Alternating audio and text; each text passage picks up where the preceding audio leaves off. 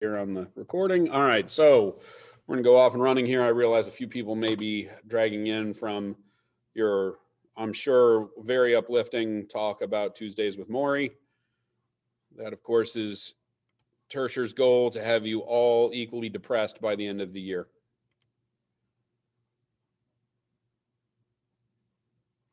So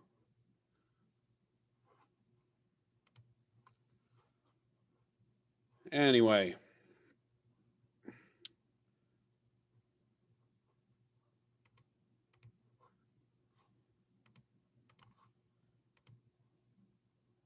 sorry, I'm trying to make sure I get all the attendance in correctly. Otherwise, the district will have a problem with it. All right. Our purposes today are quite simple. We are going to look at creating a brag sheet because I have far too many upperclassmen that are currently asking for letters of recommendation. A few of you did for Butler Tech programs, and you don't really know the process. So I want to walk you through the process to make sure that you have everything kind of squared away. So I'm going to share my screen here, and we're off and running. All right, so on your Zoom meeting or on your Google Classroom, there was this little section that I set up specifically for this Zoom meeting. Obviously, the link was there, and then, of course, this sheet right here, the brag sheet. So what I want you to do is everybody bring this up, okay? I realize that I have you on a shared screen, so if you want to wait until afterwards to do this, that's fine too. But this is what I'm going to be talking about here for the next few minutes, okay? All right, so a brag sheet is there specifically to give a recommender, somebody like me who you may ask to write a recommendation letter, to give me an idea of what you've done outside the school, inside the school, everywhere, all the awards that you may have won, everything. It's supposed to give me a very basic understanding of who you are as a student and as a leader, all right? So what you're trying to do is help somebody who may only see you in one class. Okay, they may only know you for your freshman or sophomore year and then never have you again in the class. They don't know that you were a cheerleader for 3 years. They may not know that you are part of a youth group. They may not know that you won a community service award or that you've been on honor roll. They may not know these things about you. So it's giving them the ammunition with which to write you a decent recommendation letter. Now, I'm coming at you from the standpoint of somebody that worked in an admissions office at a university. So if you're planning on going to college, and I think most of you are at least planning on trying, then this is going to be an important step. Okay. Now, just to give you an idea, most colleges are going to look at your transcripts first. They're not going to look at letters of recommendation. Okay. So for those of you that like panic about this kind of stuff, just like some of you are a little panicky about Butler Tech programs, they're going to look at your transcripts first. Most of you that are applying for Butler Tech programs have very little to worry about because your transcripts are going to tell your full story and give them a pretty decent idea of how you are as a student and how you are as a learner. Okay. So a letter of recommendation is only there if you're maybe borderline. Okay. If they're kind of like, I could or I couldn't take this person. That's really what the letters of recommendation are there for. And it's the same thing in college. So let's say you apply to Miami University. The first step would be to go to my desk when I was just a student working in the admissions office. Basically, my job was to sift through and look at transcripts. I never read letters of recommendation. That was not my job. My job was to go through and look at transcripts to see what kind of classes they took, what kind of GPA they had, what test scores they had. Did they hit the criteria to be a student? The only people I rejected are people that absolutely did not meet the criteria. Okay, so if you applied to Miami University with a 2.0 and you had like a 12 on your ACT and you really didn't check the boxes of, let's say, extracurriculars, then you were probably eliminated in the first round. I was the one that said no to you, okay? Which is kind of ridiculous, but quite honestly, that's the reason that these universities tell you, here's what our basic criteria are. And if you don't know them, you can look them up. They will tell you on the campus tour. They will tell you, you can call the admissions office and say, hey, what's the typical test score? What's the typical GPA? What's the typical class rank? And by the way, class rank doesn't matter at all as much as the percentage does, because some schools are bigger than others. Okay. So I know this school makes a big deal about the top 10. I didn't care if you were in the top 10. Were you in the top 10%? Like that's really what they mean by that. So when they say class rank, yeah, it's good that Northwest tells you kind of where you're at. And I would like to point out as well that right now your class rank doesn't matter anything, because you have not taken higher level courses really yet. You've taken a few. You've taken a couple of AP courses, maybe a couple of CCP courses, a couple of honors courses, but you've all taken them together. So for those of you that are like, oh, well, I'm number 2, I'm number 7, I'm number 17, like it doesn't matter right now. What matters is the next 2 years. Okay. The next 2 years is what kind of separates people based upon class rank. Who's willing to take the higher level physics, who's willing to take the higher level calculus, who's willing to take the AP level lit and the extra AP courses, extra CCP courses in social studies, who's willing to do kind of extra is really kind of the whole point. Okay. That's really where you start seeing separation. And no, to answer your question, Emma, you don't need to know your class rank right now. That's kind of why I'm talking about it. It shouldn't matter right now. Don't put that down yet. So don't read ahead. Just kind of stick with me here and I'll explain this. So what I've done is I put together a basic framework here for you. Okay. And here's the thing. It's just a basic template for everybody. So obviously you put your name in, you put your class, and you are class of 23, okay, 2023, okay? So you're kind of putting this out there so that if you're going to ask somebody to give you a letter of recommendation, you have this ready to go. Now, the purpose of the recommendation, here's what this is right here. I put in, for example, college application, scholarship, program admission, employment, whatever else. You have to tell the person writing the letter of recommendation for you why they're writing it. What is the purpose of this? So, be as specific as you possibly can. If you're asking for just a general letter of recommendation because you're applying to 17 different colleges and you just need a general letter of rec, tell the person in this, hey, I'm applying to a bunch of different schools. Now, I also kind of say you should be a little bit more specific if there's a specific program or school you're trying to get into. So let's say you're looking at UC, but you're trying to get into the engineering program, which is highly competitive. That's telling the recommendation person that we should gear the letter of recommendation towards a specific skill set, talking about your technical skills, your attention to detail, your study skills. Okay. If you're maybe trying to get a scholarship, then you should put that in there. Like, hey, I'm not really looking to use this for college admission, but I am looking to use this for either a specific scholarship or just the scholarships in general. Be as specific as you can. But again, don't be afraid to say just a general letter of recommendation for a college. Okay. You're just telling the person what they should be writing, what they're recommending you for. Okay. If you're planning on, let's say, to use this for employment, tell me what let's say you're going for a job as a supervisor. That tells me as a recommender that I need to talk about your leadership skills or your initiative. Like there are certain things that, a recommender is going to want to illustrate within their letter that maybe separates you from somebody that you're tied with in the mind of whoever is doing the hiring or the deciding. Okay. That's the whole point of this. All right. So definitely tell us a purpose of this. And again, it can be very general.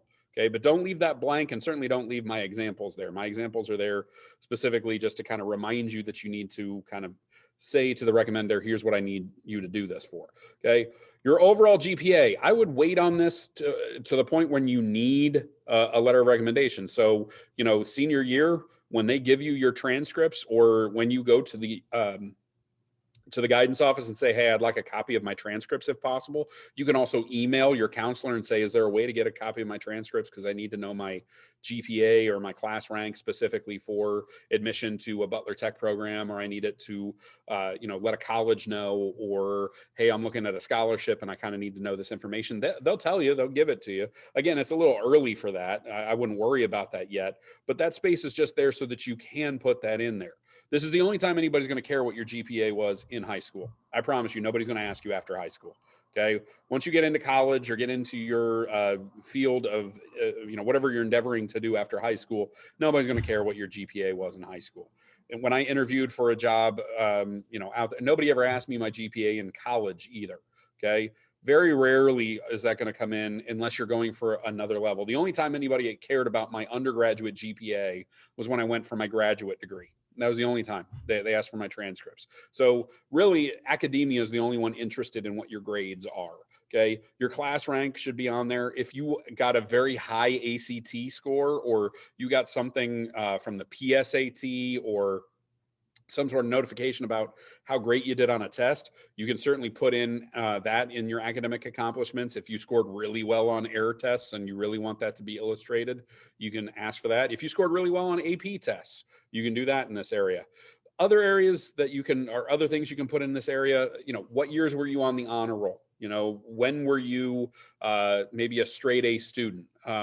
Were you put into a National Honor Society, which for you all will be next year sometime, will be the time that they'll be recruiting for that. Were you put into a French or a Spanish National Honor Society? Were you, a student of the month at some point? Now, keep in mind, this is just for high school. So you shouldn't be putting anything on there from junior high.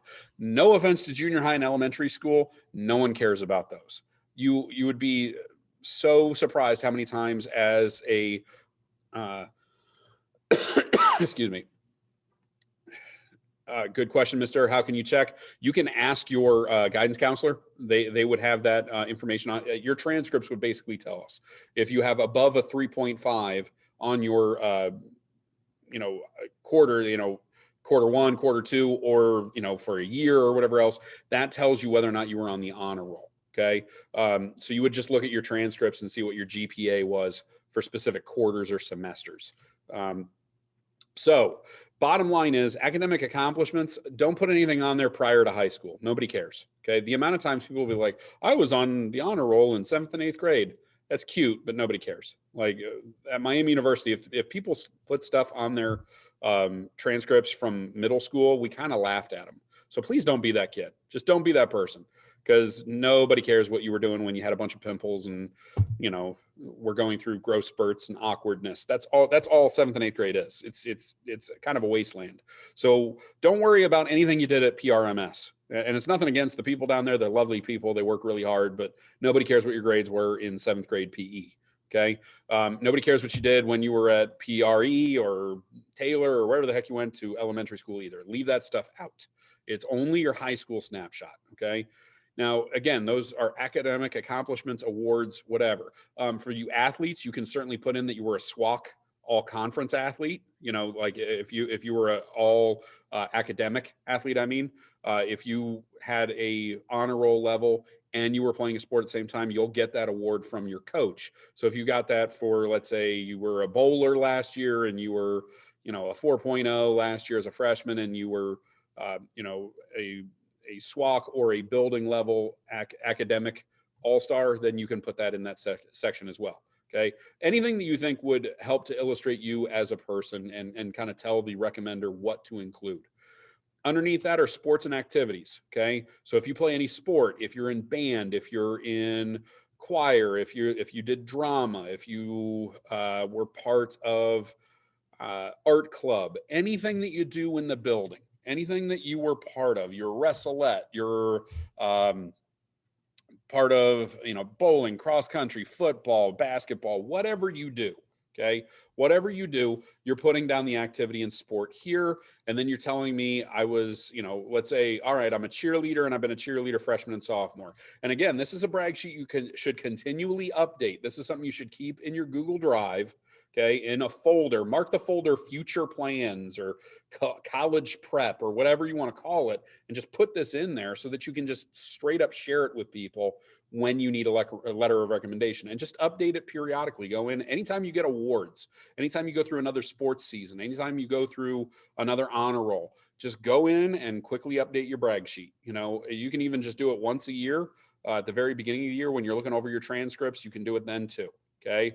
Senate would go in activities as well. Yes. Okay. Any sort of, activity, sports, anything you do within the high school that again tells us what you did.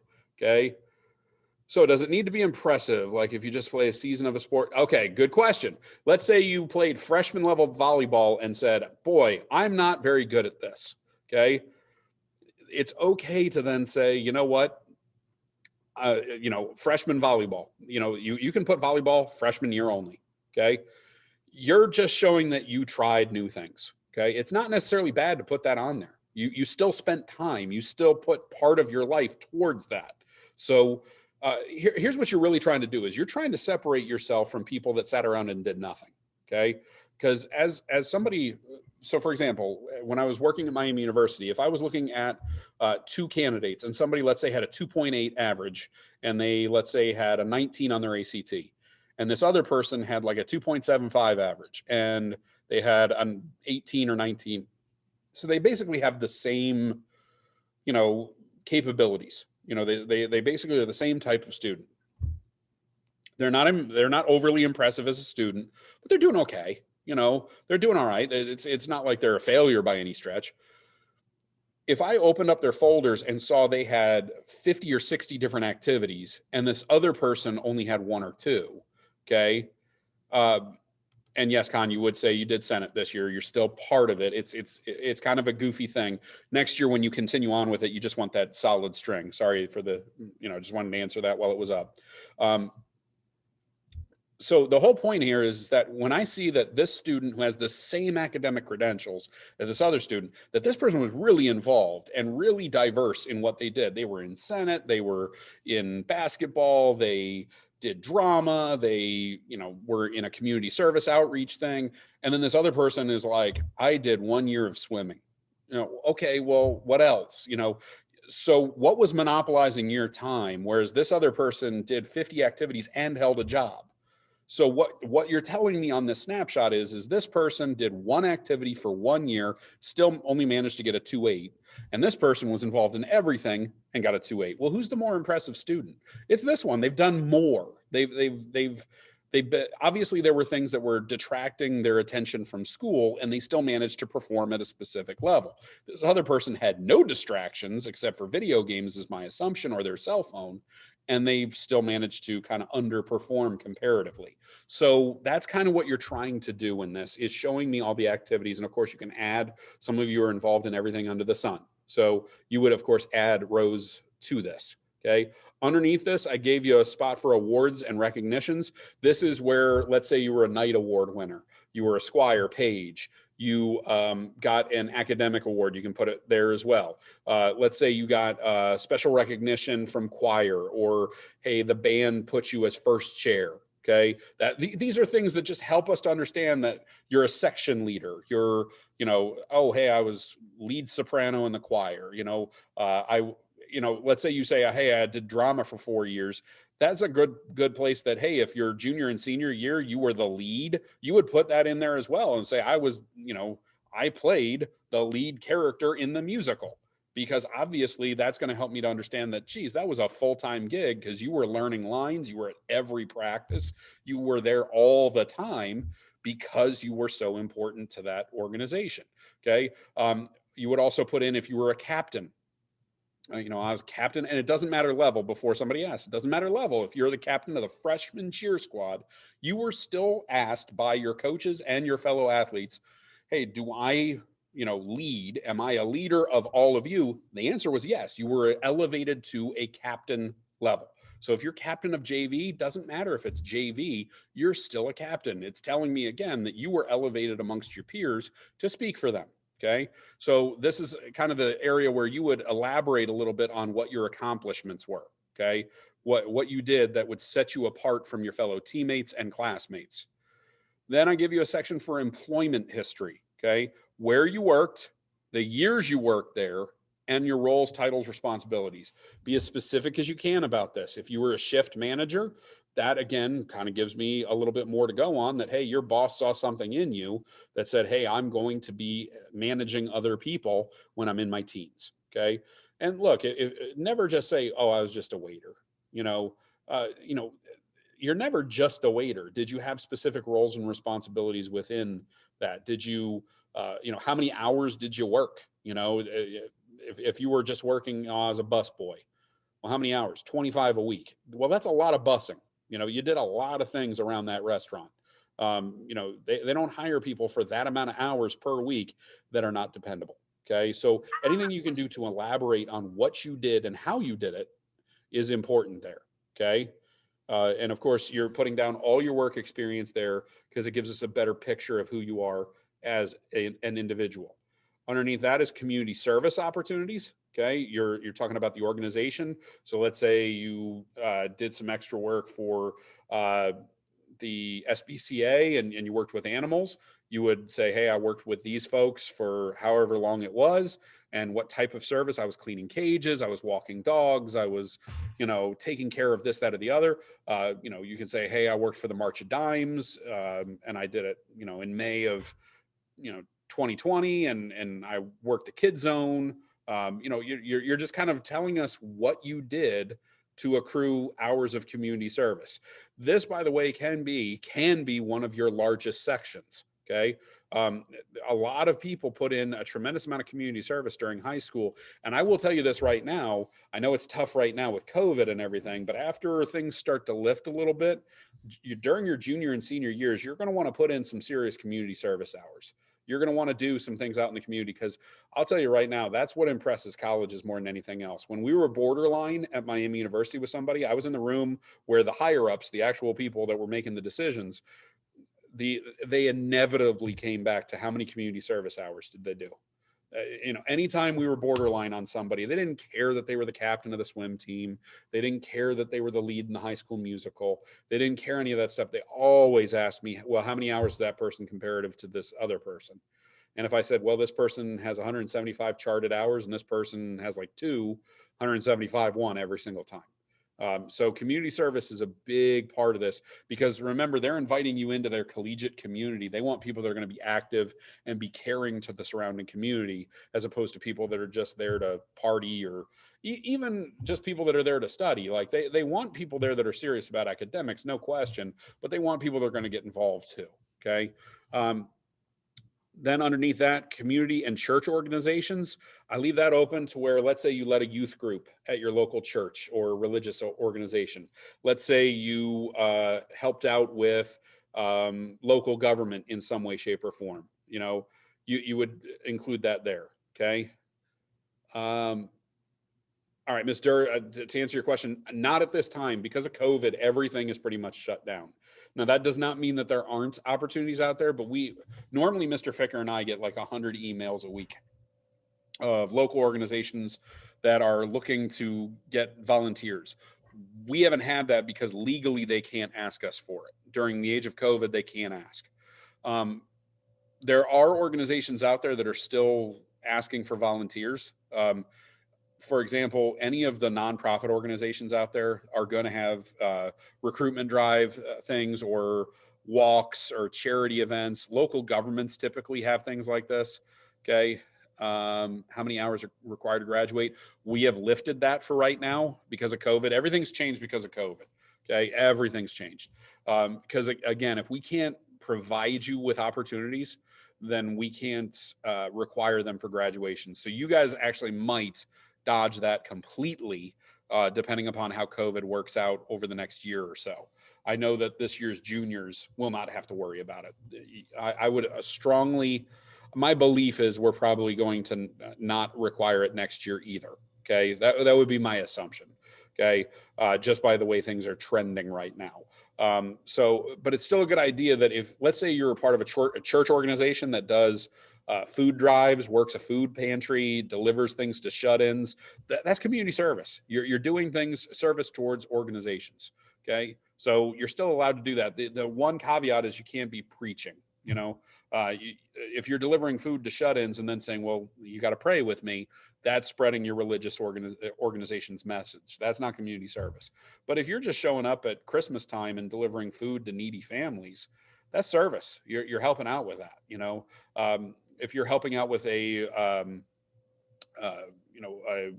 walk that does work for charity, that you're helping out. That's community service. So again, you're just looking for opportunities at this point to kind of get out in the community and help. Okay. Even if it's a community cleanup, I know Pleasant Run Farms does a cleanup day, I think in the fall and the spring. If you help out with those, if you do some roadside cleanups, those are all considered community service. Okay. Any sort of outdoor event is going to be something that would help you at this point. Okay. Empty bowls from last year. Yes. So a lot of Senate organization stuff from last year would be considered community service. You know, if you helped out Senate at one of the elementary school carnivals, or you helped out the Senate with, you know, taking care of kids during conference night. There were a number of different things that the Senate did that's community service.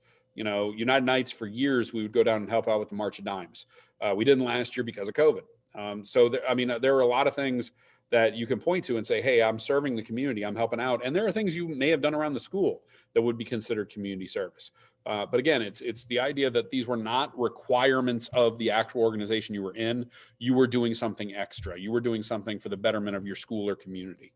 Okay. I don't want to get into too much of the details of what is and what is not. You can certainly ask through email or later on or whatever else, but that's basically what you're doing here. So what I want you to do is over the next couple of days, kind of fill out your very first brag sheet. I would make a copy of this and put it in, like I said, your Google Drive in, and make a folder for it.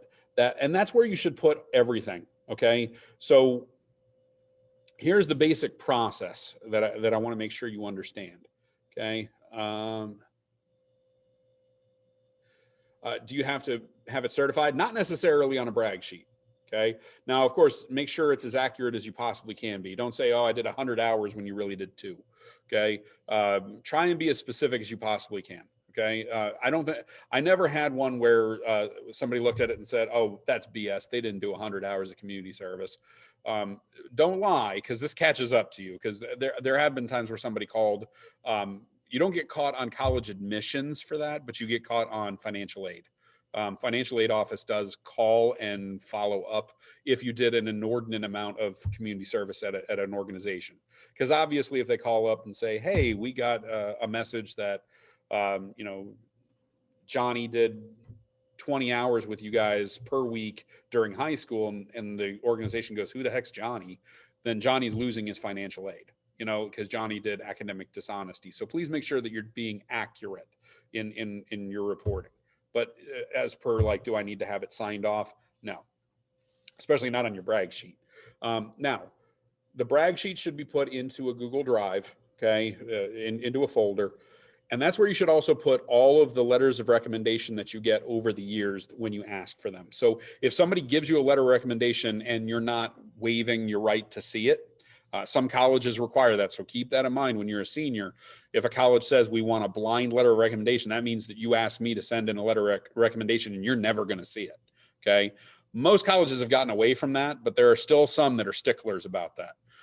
But let's say you get a letter of recommendation for a scholarship or something and you want to hold on to it. You always should hold on to that in a folder. Okay. Always hold on to your letters of recommendation, because you never know when you're going to need one. And if they're vague enough, you can use them for almost anything.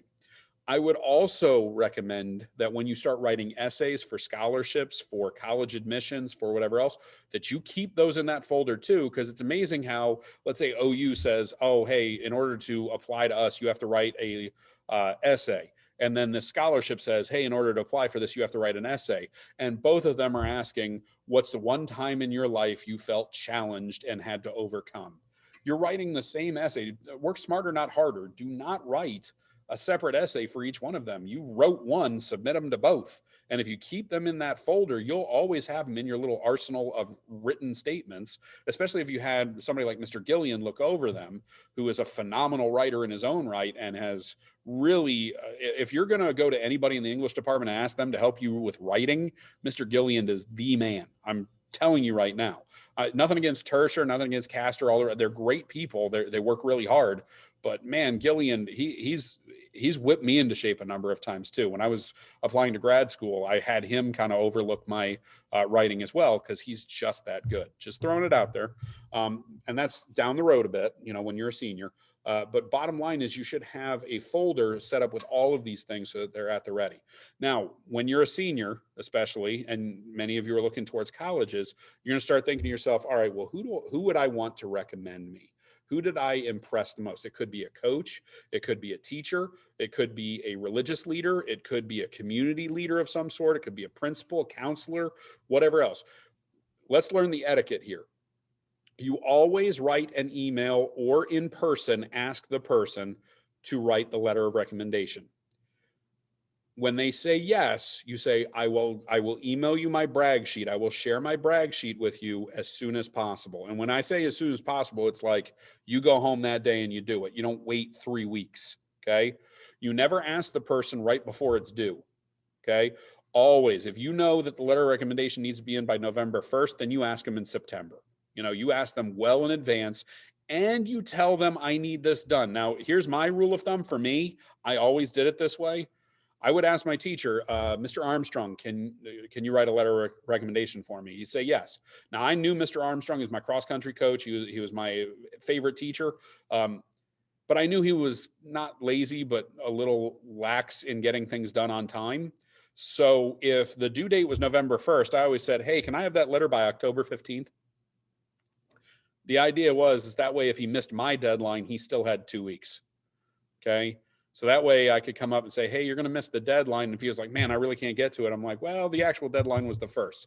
That actually happened. Okay. And Mr. Armstrong kind of laughed, but he was like, man, you're smart for doing it that way because you know I was going to forget. And so, we kind of had a laugh about it and we moved on. But again, it's always a smart idea to just say, here's when I need the letter. Okay. And always make it before the actual due date. Okay. If they actually give you the letter, keep it in that folder because you never know when you're going to need it for scholarships or other things down the line. Okay. So always have your letters of rec kind of at the ready. All right. And here's the follow-up. Good etiquette. Somebody has spent time writing you a letter. Somebody has taken time out of their day to say, you're amazing. What do you think you should do after they submit that letter for you?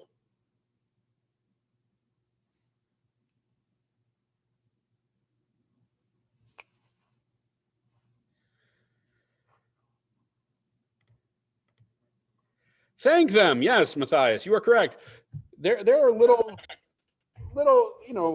it could be something silly as, I can't find them right now. I always have thank you notes. Always. In my desk somewhere, I have thank you notes. Just the ability to, I have no idea where I put them. They're in here somewhere. I always have thank you notes so that I can write little thank you notes to anybody that's ever helped me. Okay.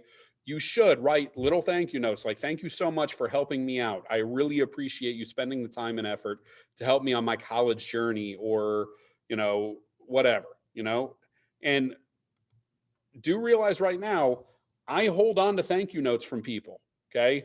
Because it's going to make me want to do something for them later on. Okay. It's going to remind me that, hey, they thanked me. That's a good idea to do. It's just a good practice to have it in general. Okay. But you should do that. So if you senior year go up and say, hey, Mr. Flickinger, can you write me a letter of recommendation? And he does it. Then just a quick and easy, go to the dollar store and get like 6 or 8 for $1. And you just write little, thank you so much. Thank you for helping me along my college journey. I really appreciate it. Because it's letting that person know that you're acknowledging that they spent some time talking nice things about you. Okay. When they maybe were being creative. Because I've had a few where somebody has said, hey, can you write me a letter of recommendation? And I've been like, I don't know if you really want me to do it. Okay. So do realize, again, you should be thanking them. Okay. Have I ever said no? Yes, I have said no. Okay. That was not for a student per se. Like it was a student, obviously, but it was for some athletes I've had in the past who wanted me to recommend them for either a scholarship opportunity or admission to a college that, quite honestly, they had no business going after. And again, that was more of a sports related thing. I don't think I've ever said no to a student especially, I mean, choose wisely. You know who you have good rapport with. You know who you worked hard for. And that doesn't, look, I've had people that got C's in my class that came up and said, hey, can you write me a letter of recommendation? Because their C was worth, they were hard earned. They worked hard to get to that level. So I've never really said no to somebody academically. But again, I've had a few athletes, mostly baseball players from back in the day, mostly, who were going after things that quite honestly they shouldn't have. Okay. So just kind of keep that in mind. Now, real quick, and I apologize because I'm keeping you late here. I'm going to stop the share here. So my apologies for, hanging on here, but I want to make a real quick reminder that I need many of you to fill out the the course request form. Now, let's very quickly go over the expectations here. Next year, at least for social studies, your final social studies is government, and that's the only required course you have left after this. There are 3 levels of government offered here at Northwest: AP, CCP, and advanced. Obviously, AP, you have to take a test at the end of it. And it's basically just American government, okay? Out of all of the social studies tests, it's probably the easiest out of the AP tests. That's not to say it's easy, but it is easier than this one, okay? I would argue that out of the social studies, the hardest tests are AP US and AP Psych. I think those are the 2 hardest of the tests. AP Government tends to be a little bit more matter of fact, okay? It tends to be like you either know it or you don't type stuff. There's really no surprises from the test.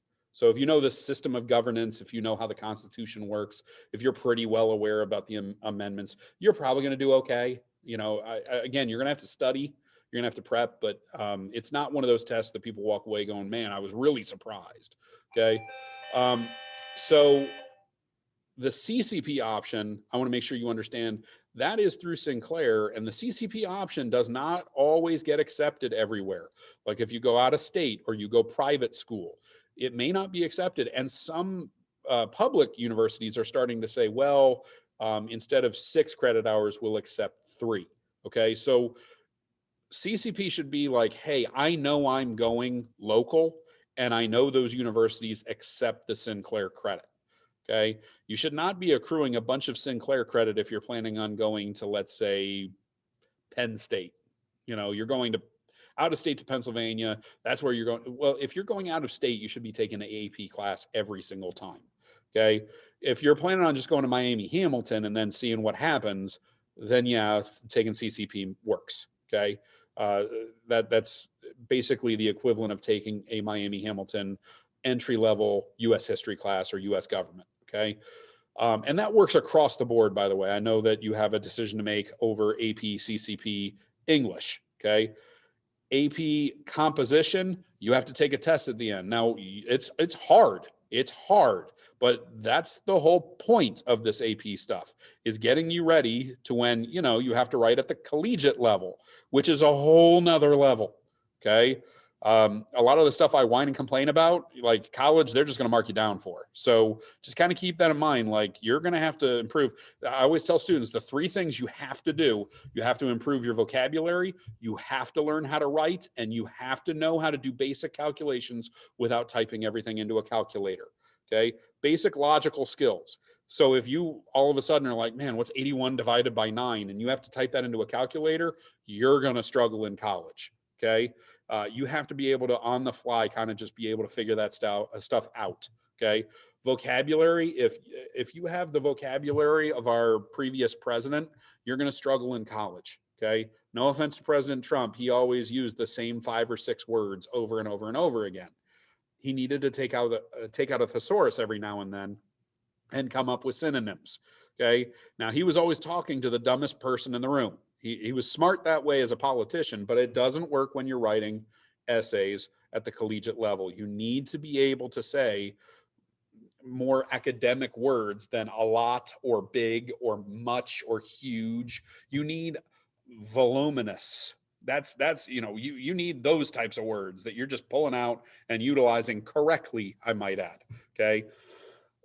Don't just use the thesaurus function on your computer, because just like Google Translate, Google's little thesaurus tends to just insert words that kind of fit sometimes. So please make sure you understand the words you're using. And of course, like I said, writing skills. And Mr. Gillian should be your best friend by your senior year. Okay. Especially for those of you that are planning on going into higher level, not just colleges, but programs as well. If you're planning on going not just to UC, but into the engineering or aerospace, programs, if you're planning on going pre-med, if you're planning on going into a higher level English, or foreign language for that matter program, you're going to need to be able to write and write at a pretty high level. Okay. So if you can't do those things, college is going to be very, very, very difficult. And I don't mean to like depress you, but that's the reason a lot of Northwest grads go off with, oh man, I've got dreams of going off and conquering the world. And then they're back after a semester working at Wendy's trying to pay off a semester's worth of tuition because they couldn't cut it. And they always say the same things. Well, I'm taking a semester off. It's a nice way of saying I dropped out. Okay. And I don't mean to be mean about that, but some of you have older brothers and sisters who either themselves have dropped out or know tons of people that have. Okay. Some of you have, cousins, brothers, sisters that have graduated college, but they come back with horror stories about friends they knew from high school that couldn't cut it. Okay. So there's a reason why I get so serious about this stuff is you're about ready to walk off, spend 10 to 20 grand a year on an education. And it's 10 to 20 grand you don't have. Okay. Because let's be honest, not many of you are walking out of here going, I'm going to pay the first semester's tuition in full right now. Where do I sign? Most of you don't have that. Okay. If not all of you, you're going to be borrowing money that you're going to have to pay back. And trust me, it's so hard to pay back loans. Even when you have a professional job, I'm still paying back my loans. Okay. It's tough to pay that back. Life hits you pretty hard. Okay. I can't imagine trying to pay it back if I was working a hourly wage job. Okay. And look, what separates you from, and I've used this all the time and I'm sorry. Think about normal school year here. And I would use this if you were all sitting in my classroom right now. Bell rings. I want you to go out in the hallway, find the dumbest person that you can possibly find. And some of you are visualizing it right now. You know exactly who you're looking for. Find the dumbest kid you know. And I don't mean the dumbest kid in the collaboration. I'm talking about in the school, just in general. They're going to have the same qualifications as you when you graduate this high school. Because nobody cares if you have an honors diploma applying for a job. Honors diploma only works if you're going on to higher education. Okay. So if you have the same qualifications as the dumbest kid in Northwest High School, then going to college and succeeding is very, very necessary for you. Or having a marketable skill. For those of you looking at Butler Tech, that's kind of what I'm talking about. You're trying to find a way to market yourselves and become a more well-rounded student. Now, the last thing I'm going to talk about, and then we'll open it up to questions. And I know some of you need to leave because it's, of course, later in the day. And I apologize for keeping you on this long, but this is just me being honest about scheduling. The amount of people that are saying they're going on to a Butler Tech program so far on the course request is fine. You know, you're going on to Butler Tech. That is totally fine. And I love the fact that many of you are willing to do that. But the one little thing I will always add in, does it fit with your plan down the line? What you're doing with Butler Tech, is this the program that you're trying to get into because you see yourself doing in that field, doing some sort of career in that field down the line? So for example, if you're in Mr. Clark's class, there are people that are going to Mr. Clark's class because they want to learn how businesses operate. They want to learn some entrepreneurship, and they are planning to parlay that into a business major in college. Or are you going there because they get a lot of pizza and donuts? You know, if you're doing the first one, that makes sense. If you're doing the second one, buy your own dang donuts. You're wasting his time and yours. Okay. Only apply. And you know full well that there are people over there that are totally committed and they want to do well in that program. And there are others who are there for the pizza and donuts. Okay. Don't be that time sucker. Okay. Are you going over to Mrs. Rudolph's program for physical therapy because you see yourself doing that job down the line or something in the medical field? Or are you going over there because she has cool exercise equipment? Okay.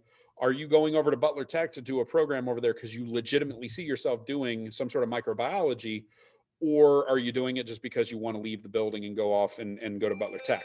Okay. Again, and look, I'm not saying that you shouldn't do that if you're kind of thinking that. You may be somebody that's like, man, that looks really interesting, but I want to look into it before I ever go spend money on it in college. That's totally legit too. Don't get me wrong. I'm not saying you shouldn't do it. What I'm saying is this fitting into your life plan? What I'm really saying is, are you going to major in business? And that's why you're taking Clark's class, or are you totally going to go pre-med, but I really want to go into program because it looks like fun? Well, that's nice, but you should be taking higher level anatomy, physiology. You should be taking chemistry at the higher levels. You should be prepping yourself to be pre-med in a traditional 4-year plan, rather than going over and spending time in Butler Tech, unless that's really what you want to do, or at least something that you're interested in. Okay. So just make sure it's part of your path. That's all I'm saying. Okay. And again, I'm totally happy with the people that are putting in for these programs. But again, and this is not a knock, I've got about 6 of you that are saying you're going into veterinary sciences. Are you really interested in being a veterinarian? Or are you just doing it because you like animals? Or it looked like a cool lab, or, their video was really neat. Again, you always got to think about like what you're actually going to have to do in that job. Okay. So really do some soul searching here. Is this really what you want to do? Is this what you want to do long-term? Is this something you see yourself doing? And it doesn't have to be for the rest of your life. Please do not misunderstand me. I'm not saying make a choice now forever. What I'm saying is make sure it fits what you want to do right now, at least. Okay. Again, I'm not saying don't waste the opportunity. Okay. So, if you want to take the Butler Tech opportunity, that's totally fine. I'm not knocking it. Not knocking it. Do not misunderstand me. I'm just saying don't be the person that's just taking it for fun. Okay. Do it because you legitimately think this might be something I want to do down the line. Okay. So please make sure you fill out the course request so that I know what level to kind of recommend for you. If I have questions or if I have concerns about it, I certainly will reach out to you. Okay. Just understand right now, if I don't reach out to you, whatever you put in there is going to be what I put forward, because I don't think it's really my call as to what you're willing to do. It's not my call to say, well, that person's taking AP, when in reality they don't want to. It's also not my responsibility or my call to say, well, they're not taking AP because I don't like them. I always hate this stuff. So I'm kind of putting the ball in your court. Doing the brag sheet and doing the course request form, those are 25 points apiece. It's easy grades, and many of you do need the easy grade right now. So please make sure you complete those. The course request form, if you could have them done today so I could enter them in, that'd be super. I'd be much obliged to all of you for doing that. All right, I've talked long enough, and I apologize. If you have any questions, please feel free to unmute. And a lot of you have been, putting it in the chat, which is totally fine. But everybody else, I wish you safety, health, happiness, and please keep warm, because I know that we're going to get another round of winter weather overnight. We may not see you again until Friday. So hopefully not, but, there's a good chance.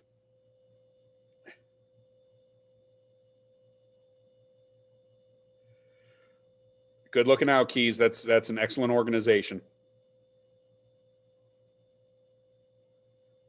You as well, Anna. Have a great day.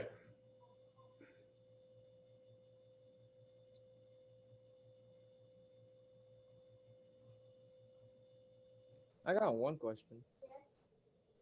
Sorry. If I plan on going to the Butler Tech campus, can I still do Senate? Okay. Once you're off campus, Matthias, you technically, you can be what is known as a friend of Senate. Okay. But I think the junior year is when we start seeing a real drop off.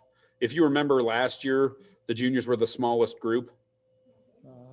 And it was because they were in Butler Tech programs. Now, some of them, they got screwed because they were in a Butler Tech program. If you remember, we had it in between second and third bell, and they were still in their Butler Tech programs. So what they've tried to do, at least, and what they were going to do this year, is put it after third bell. So that way, if you were in a Butler Tech program, let's say at Coleraine or here, you could still make it over here for Senate. So they fixed that. But your question, I imagine, is you're going over to D. Russell Lee or to one of the other branch campuses. You would be considered a friend of Senate at that point, but not necessarily in Senate. Okay, so I can Which still you can still say you're part of Senate. I've never gotten a brag sheet from somebody that was a friend of Senate who said I was a member of Senate for freshman through senior year. I have never once said, you were only a friend. Like, if you're there helping set up homecoming and you're there at, most of the Senate activities, you're there with, breakfast with Santa and you're doing extra stuff. You're not just a friend, you're a senator. You're doing what a normal senator would have done. Okay, that's good. So don't think it's going to be held against you if you say, hey, I'd like to still help out with Senate. All right. If anything, I'd much rather be a friend of Senate because then you can just kind of do it on your own time. Oh, all right. Oh yeah, that was my only question. Thanks, V. Yeah, I do what I can, Matthias. You stay safe and healthy. You too. Bye. Have a good one, buddy.